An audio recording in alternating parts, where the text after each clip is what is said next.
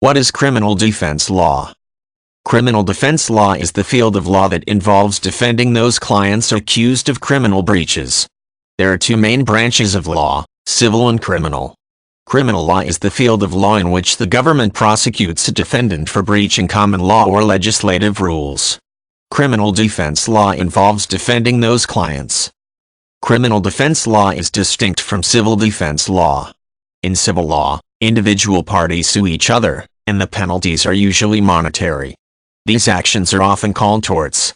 When an individual party sues another individual person, the defendant in the case cannot be subject to jail time, and the standards of proof are less stringent than in criminal law. In criminal law, the government itself brings legal action against someone for violating legal rules.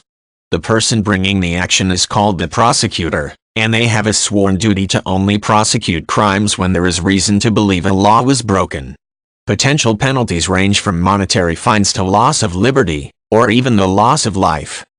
Within the U.S., the Constitution guarantees that no person be deprived of life, liberty, or the pursuit of happiness without due process of law.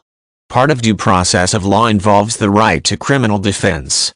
Under the Fourth Amendment of the Constitution, as interpreted by the Supreme Court in the famous Miranda case, defendants within the U.S. are entitled to a criminal defense lawyer to help them defend their case.